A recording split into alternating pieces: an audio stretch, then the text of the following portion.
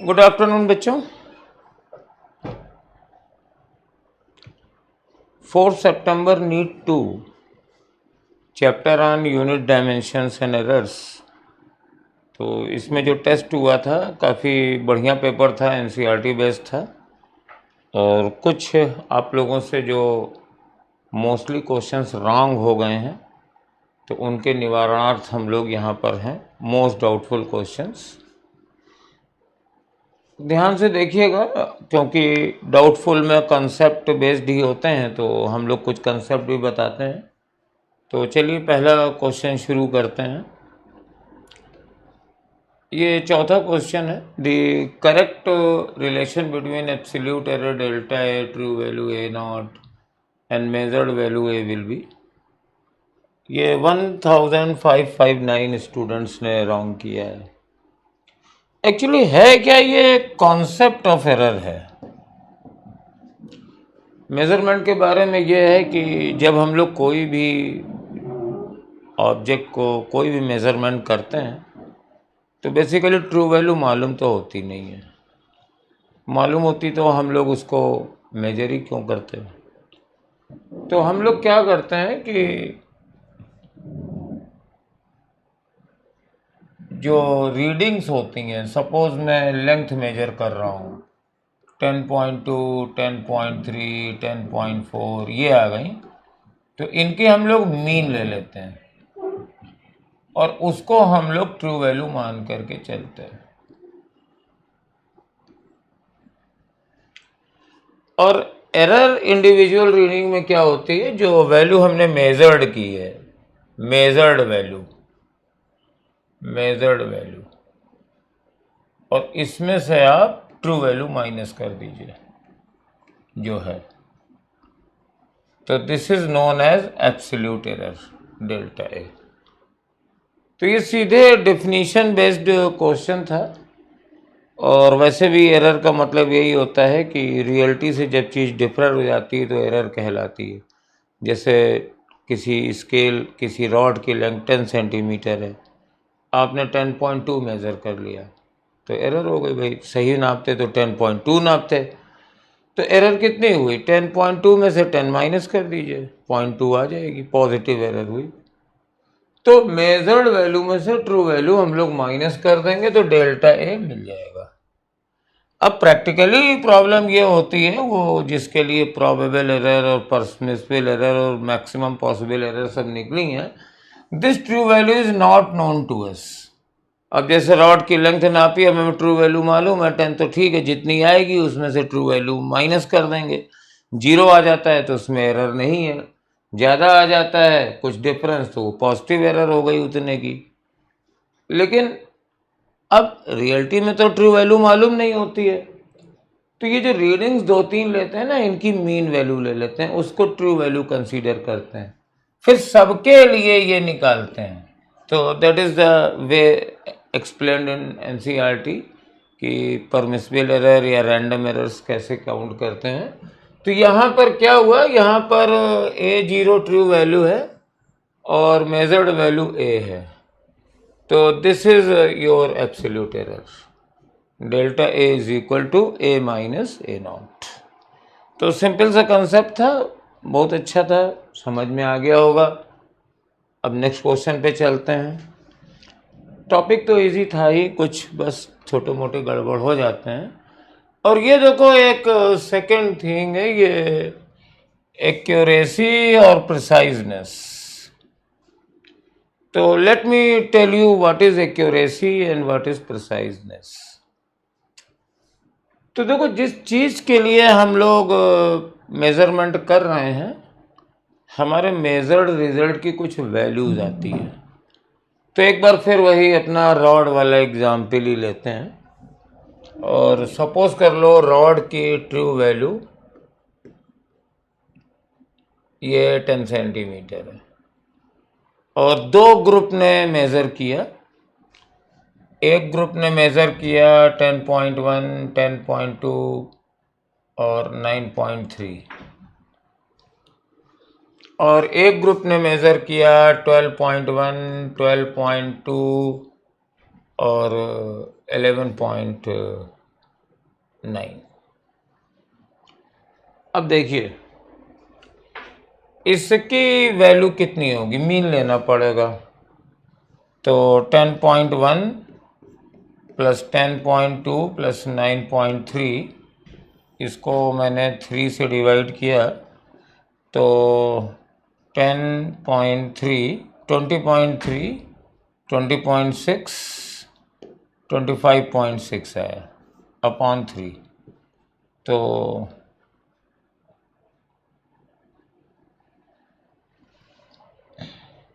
कुछ गड़बड़ हो गया। 20.3, यस ये एरर गड़बड़ हो गई है।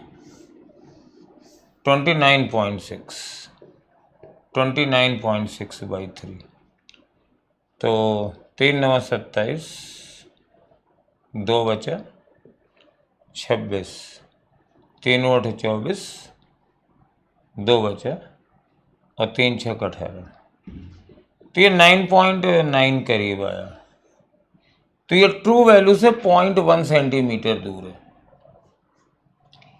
और इसकी वैल्यू कितनी आएगी, 2 1 3 12 और 2 2 4, 1 5 1 6 और 36.2 बाई 3। तो ये आ जाएगा 12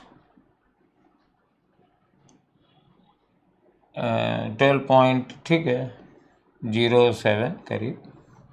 तो ये काफ़ी दूर है, ये 2.07 है। तो हमारी ये वाली रीडिंग ज़्यादा एक्यूरेट मानी जाएगी, ये ज़्यादा एक्यूरेट है क्योंकि इसमें एरर कम है, इसकी मेजर्ड वैल्यू ट्रू वैल्यू के पास में आ रही है। तो एक्यूरेसी का मतलब होता है कि my measurement result how close is the real value. समझ में आ गया होगा। असली वैल्यू 10 है, अगर आपसे रीडिंग 9.9 निकल रही है और ये 12.07 निकल रहा है तो this value is closer to 10, तो ये रीडिंग ज़्यादा सही मानी जाएगी। It is more accurate reading. और प्रिसाइजनेस की ट्रू वैल्यू से कोई मतलब नहीं होता। हम देखते हैं जो डाटा है ना वो स्कैटर्ड कितने हैं। अब यहाँ पे अगर हम देखें तो ये 10.1 10.2 9.3 है, तो मैक्सिमम है 10.2 और मिनिमम है 9.3। तो 7 इधर और 2 इधर, 0.9 इसकी मैक्सिमम और मिनिमम रीडिंग के बीच का अंतर है 0.9। और यहाँ पे ये मैक्सिमम है और ये मिनिमम है, तो इसका अंतर है 0.3।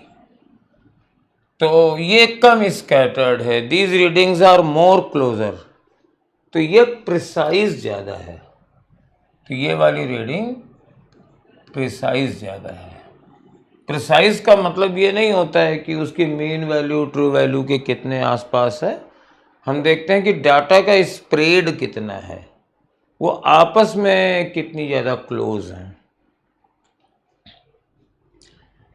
अब यहाँ पे इस कॉन्टेक्स्ट में अगर चलते हैं तो सल्यूशन तो आपके पास है ही है और उसमें काफ़ी वेल एक्सप्लेन्ड भी ये क्वेश्चन है। तो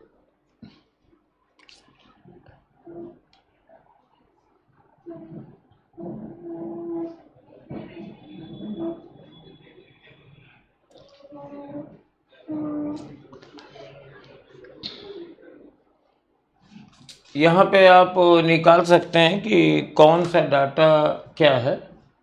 ये 1159 पॉइंट ट्रू वैल्यू तो ये 12 है, तो आपको इन सब की मीन वैल्यू निकालनी है और जो इसकी भी मीन वैल्यू निकालनी है।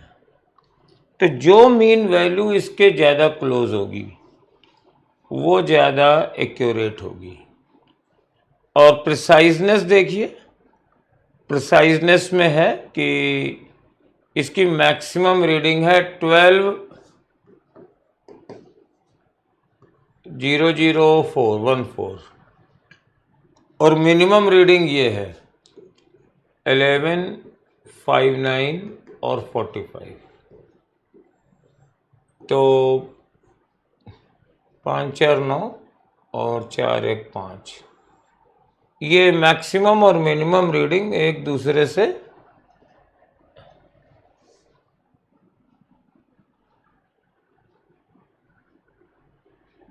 ये मैंने जोड़ क्यों दिया, इनको मुझे माइनस करना था। हाँ ठीक है, तो यहाँ से जाएगा नहीं 14 में से, तो यहाँ 60 ले लेंगे।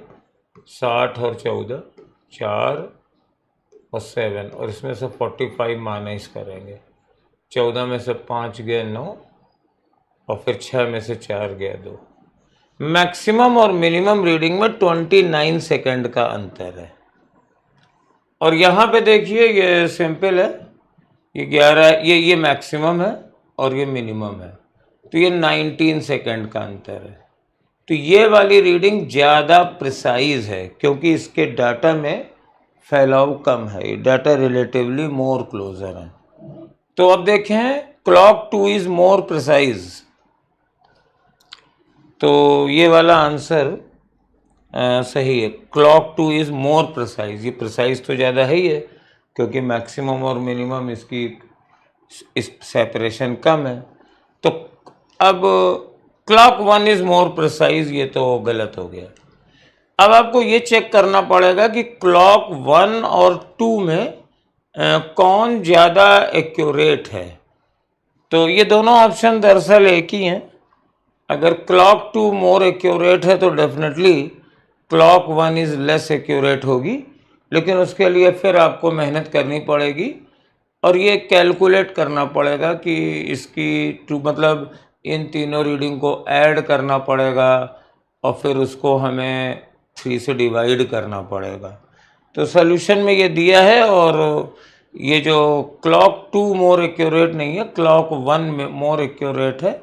और वैसे भी देख लीजिए ये 11 और ये 12 है, ऐसे भी देख लीजिए ये 59 है, तो ये हमारे पास 12 से 5 यूनिट 15 यूनिट कम है, ये 1 ही यूनिट कम है, और ये 14 ज़्यादा है, और ये सब ज़्यादा ही हैं, तो ये ज़्यादा दूर हो जाएगी रीडिंग। तो ये क्लॉक 1 ज़्यादा एक्यूरेट होगी, जो कि दोनों ऑप्शंस में कोई नहीं है। Please do read accuracy and preciseness very carefully. ये बिल्कुल इस साल के नीट में मोस्ट प्रोबेबल क्वेश्चन में है, क्योंकि एनसीईआरटी और एनटीए वालों ने ये शुरू कर दिया है कि एनसीईआरटी के वो पॉइंट्स जो पूछे नहीं गए हैं वो उठा उठा के पूछने शुरू कर दिए हैं। तो इट इज़ वेरी यूज़फुल, इसको पढ़िए आप ठीक से, और आगे चल के भी मॉडल पेपर वगैरह में एक्यूरेसी और प्रिसाइजनेस के क्वेश्चंस आएंगे। And ask your teachers to explain this, इसकी ये ग्राफ एनालिसिस भी आती है। तो I am not going to discuss those thing here, ये पेपर डिस्कशन है। तो और ये देखिए ये तो बहुत ही सिंपल है, ये तो फार्मूला है कि v इज इक्वल टू है 20 plus minus 0.2 and u is equal to है 40 प्लस माइनस 0.1। तो 1/f बराबर होता है 1/v प्लस 1/u, और इसको अब आप डिफरेंशियल ले लीजिए। डिफरेंशियल लेने का तरीका ये है, ये 1263 स्टूडेंट्स ने गलत किया है, please see carefully, watch very carefully. इसको किसी भी आर्बिट्ररी वेरिएबल के रिस्पेक्ट में डिफरेंशिएट कर दीजिए, जैसे x है, तो जब इसको x के रिस्पेक्ट में डिफरेंशिएट करेंगे तो मैं लिखूँगा d/dx of f to the power -1 d/dx of v to the power -1 and d/dx of u to the power -1। अब यहाँ पे ये फंक्शन तो f का है, तो पहले f के रेस्पेक्ट में करेंगे, तो -1f to the power -2 df/dx, and similarly सबका हो जाएगा -1 v to the power -2 dv/dx, and plus -1 u to the power -2 du/dx। और ये जो आपका आर्बिट्ररी वेरिएबल था that has cancel dx dx dx, और ये माइनस माइनस भी सब प्लस हो गए। तो अल्टीमेटली रिजल्ट क्या बना, df upon F square is equal to dv upon v square and du upon u square. अब सिंपल है, आप पहले तो मुझे परसेंटेज एरर निकालनी है, यानी मुझे निकालनी है delta F upon F into 100।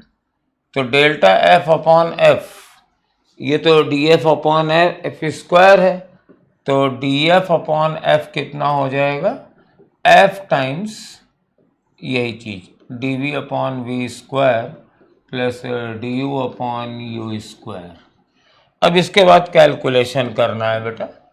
तो देखिए f निकाल लो, f is equal to U V upon U plus V, तो दैट इज 200 अपॉन, सॉरी ये गड़बड़ कर गया, 40 है ये 40 है, वो 20 है, तो 40 इंटू 20 अपॉन 40 प्लस 20।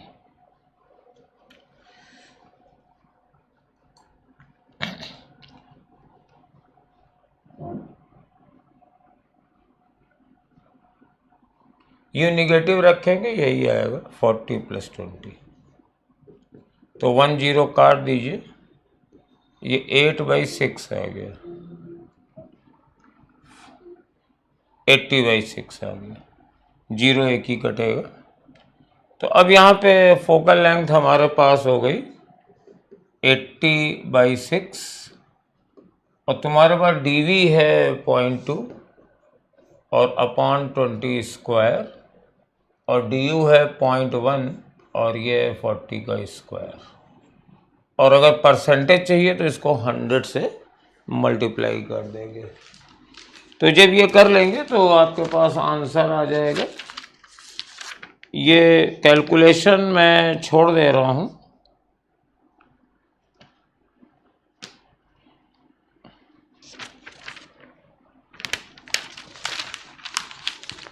और ये कैलकुलेशन आपके सॉल्यूशन में भी की गई है, तो यू कैन आस्क। और आपके जब ये वैल्यू सब हम रख देंगे तो ये यहाँ पर 40/3 लिखा है, दैट द सेम थिंग। और ये तुम्हारी डेल्टा एफ बाई एफ की वैल्यू है। और परसेंटेज एरर जब इसको करेंगे, ये वैल्यू कैलकुलेट करने पे आ रही है 0.9/120, और फिर 0.9/120 को 100 से मल्टीप्लाई कर दीजिए, तो 0.9/120 इंटू 100, तो ये 90/120 आ जाएगा, तो दैट इज 3/4, तो यानी 70, तो दिस इज 0.75% ये एरर आ जाएगी। तो इस तरीके से ये करते हैं। और यहाँ मैं एक नोट देना चाहता हूँ आपको, that's why I am here, कि कई लोगों ने जब f बराबर U V upon U plus V कर लिया तो अपने पुराने वाले तरीके से किया, कि जैसे इसको न्यूमरेटर मान लिया, इसको डिनोमिनेटर मान लिया। तो डिवीजन का जो रूल होता है डेल्टा एफ अपॉन एल, तो delta N upon N, relative error जुड़ जाती हैं, तो डेल्टा डिनोमिनेटर अपॉन डी, और यहाँ पे n क्या है, ये यू वी है, तो delta N upon N is equal to delta U upon U plus delta V upon V. तो यहाँ पे लिख दिया डेल्टा यू अपॉन यू और डेल्टा वी अपॉन वी, और ये डिनोमिनेटर हमारे पास u प्लस वी है, तो डेल्टा डी बराबर delta U plus delta V, इनकी एब्सोल्यूट एरर जुड़ जाएंगी। तो यहाँ लिख दिया delta U plus delta V upon U plus we.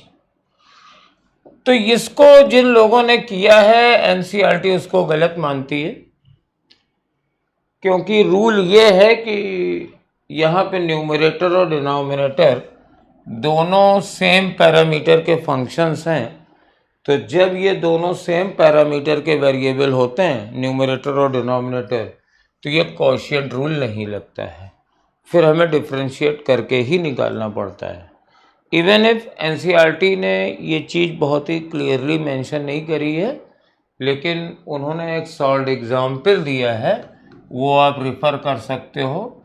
R1 दिया है कुछ, R2 दिया है, सपोज ऐसे दिया है 10 ± 0.5 और 5 ± 0.5, और इनके पैरेलल कॉम्बिनेशन में एरर पूछी है, सेम डिटो।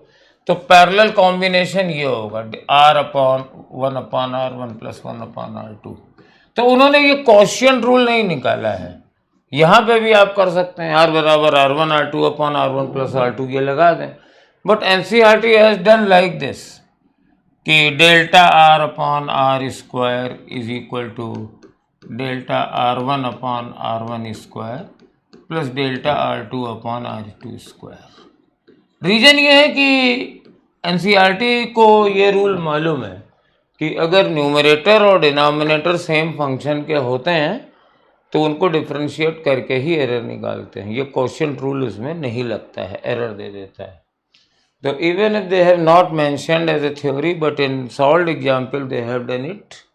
और there are one more question in exemplar also, उसमें भी यही कॉन्सेप्ट है, तो आप भी ऐसा ही करें और यही सही माना जाएगा। तो let's move to the next question. A student measured the length of a rod and wrote it 3.55 centimeter. Which instrument did he use to measure it? तो अब यहाँ पर एक रूल है फिजिक्स का, ये भी काफ़ी बच्चों ने गड़बड़ किया है, 1469, बाप रे।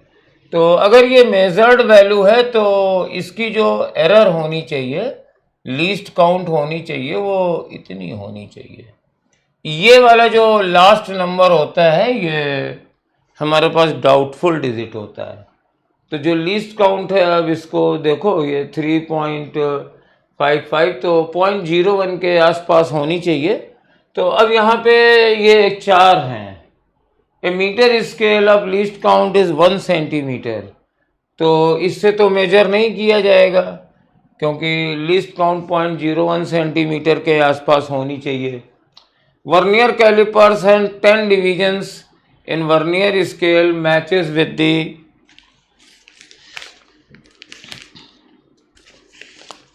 matches with the 9 division of main scale.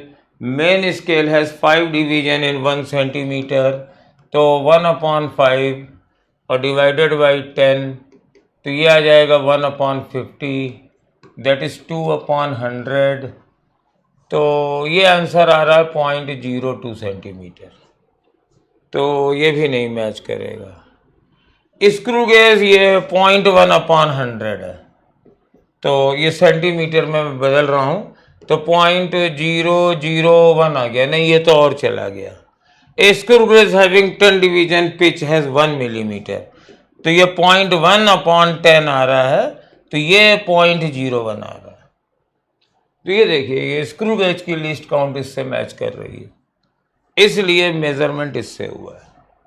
That's the way, ये इसका तरीका है। हम रीडिंग देख के लिस्ट काउंट पता चल कर सकते हैं। ये रीडिंग है तो सब जगह 0 कर दीजिए, लास्ट डिजिट के नीचे 1 रख दीजिए, डेसिमल के नीचे डेसिमल, तो इसकी लिस्ट काउंट 0.01 होगी, और यही लिस्ट काउंट ही मैक्सिमम पॉसिबल एरर भी होगी। किसी भी इंस्ट्रूमेंट से हो पाने वाली मैक्सिमम पॉसिबल एरर उसकी लिस्ट काउंट के बराबर होती है। चलिए भाई, ये तो बहुत ही सिंपल है।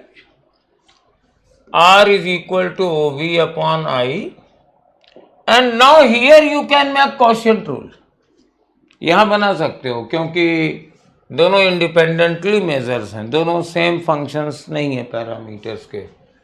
तो ΔR/R is equal to ΔV/V plus ΔI/I.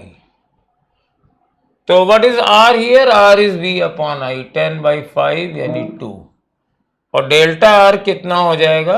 R मतलब 2 और डेल्टा V 0.1/10 और प्लस डेल्टा I, तो डेल्टा I जो है वो 0.2/5 है, 0.2/5 है।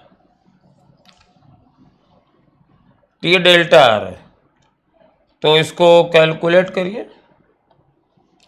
ये कितना आ रहा है देखिए, 0.1/10 2 इंटू, तो ये 0.01 हो गया, और प्लस 0.2/5, तो ये 0.04 हो गया। तो ये मेरे पास आ जाएगा 2 इंटू 0.05, और 0.05 आ गया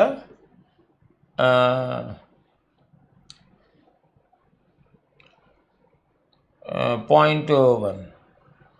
तो आंसर 2 + -0.1 हो गया।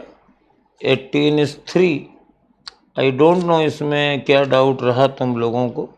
यस, 18 is 3, और ये काफ़ी सिंपल सस्ता क्वेश्चन है। तो ये डायरेक्ट आ रहा है, ये एब्सोल्यूट एरर पूछ रहा है। चलिए नेक्स्ट चलिए। जीरो एरर सिस्टमैटिक एरर होती है, because I know how much is zero error, उसके फॉर्मूले होते हैं, और इंस्ट्रूमेंट को रिपेयर करके या नया इंस्ट्रूमेंट लेके we can remove that. Random errors तो वो होती हैं जिनका पता ही नहीं चलता है वो हो गई, तो उनको रिमूव भी नहीं किया जा सकता है। तो zero error is an instrumental error. और error due to parallax, it is a personal error है। ये भी सिस्टमैटिक एरर, ये पर्सनल एरर है। पैरेलैक्स आप लोगों ने लाइट के एक्सपेरिमेंट में किया होगा। क्या होता है कि जैसे ये दो ऑब्जेक्ट हैं, सपोज बिल्कुल एक दूसरे के ऊपर हैं, तो अगर आप अपने सिर को ऐसे ऐसे ले जाएंगे तो दोनों एक साथ जाते दिखेंगे, but if there is a difference, तो ऐसे जाएंगे तो इन दोनों के बीच में गैप दिखेगा। तो अगर ये गैप दिख रहा है, मतलब they are not one top of the other है, ये there is some gap between them, then parallax error. और इसी को आगे पीछे करके हम लोग पैरेलैक्स एरर को दूर करते हैं। तो it is a personal error, और इसको भी ट्रेंड करके दूर किया जा सकता है। ऐसा यूनिट ऑफ प्रेशर पास्कल होता है। ऐसा यूनिट में जनरली हम लोग क्या करते हैं, in the honour of some scientist we put some name, जैसे फोर्स की एसआई यूनिट न्यूटन है, प्रेशर की पास्कल है, वर्क की जूल है, विस्कोसिटी की पॉइजली है, वो भी इस पेपर में पूछी गई है। सर लेकिन ये बताइए, आपका क्वेश्चन होगा ये कि 1 न्यूटन पर मीटर स्क्वायर भी तो पास्कल होता है, तो व्हाई नॉट दिस? तो ऑफ कोर्स 1 पास्कल इसके बराबर होता है, बट यूनिट तो ये है ना पास्कल, एसआई ने ये नाम दिया है। इट इज अनदर थिंग कि ये इसके बराबर होती है, तो ये इसके बराबर है, लेकिन इसको रिकॉग्नाइज नहीं किया गया है एज ए एसआई यूनिट। ये नेम होती है, जैसे फोर्स की न्यूटन। ठीक है, चलिए, is there any other question? Spot odd one out. Odd का मतलब क्या होता है, इसमें से सारी चीज़ें लगभग एक कैटेगरी की होंगी, और जो ऑड वन होगा वो उस कैटेगरी को बिलोंग नहीं करेगा। जैसे किसी पार्टी में 4 लोग जाएं, सब लोग पैंट पहन के जाएं, एक पैजामा पहन के जाए, तो पैजामा वाला ऑड हो जाएगा। तो यहाँ पे what day, it is a unit of power and it is a unit of time. तो ये वर्क या एनर्जी की डायमेंशन है, कैलोरी भी एनर्जी की डायमेंशन है, इलेक्ट्रॉन वोल्ट भी एनर्जी की डायमेंशन है, लेकिन कूलम फैराड जो है ये चार्ज की यूनिट है और ये कैपेसिटी की यूनिट है। Farad is the unit of capacity, तो ये एनर्जी नहीं है। तो this one is odd, therefore ये 44 वाला आंसर सही हो जाएगा। वन क्वेश्चन मोर है, among the following which one is the largest. तो ये आपकी मेमोरी बेस्ड का टेस्ट है। 1 लाइट ईयर क्या होता है, ये कितने मीटर के बराबर होता है। पैरालिटिक सेकेंड, इसका शॉर्ट नेम पारसेक है। क्या होता है, कितने बराबर है, एंगस्ट्रॉम यूनिट क्या होती है, ये किसके बराबर है, तो ये सब आपको मालूम होना चाहिए। एनसीईआरटी में भी लिखा है, जहाँ यूनिट ऑफ लेंथ उन्होंने डिफाइन करी हैं, और आप लोगों की सुविधा के लिए जो आपको सॉल्यूशन दिया गया है मैंने उसमें भी लिख दी हैं इनकी values. Astronomical unit is 1.49 into 10⁻11 metre. Actually ये सन से अर्थ तक की डिस्टेंस है। एंड लाइट ईयर आप लोग जानते हैं, distance travelled by light in 1 year. तो लाइट ईयर आता है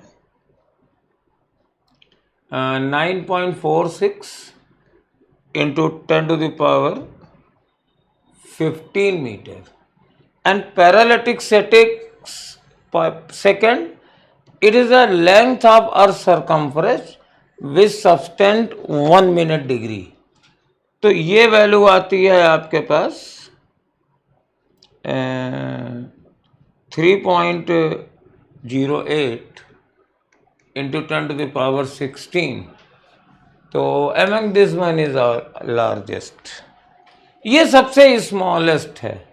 1 mile is equal to 1.6 kilometer and that is 1.63 into 10⁻3 meters।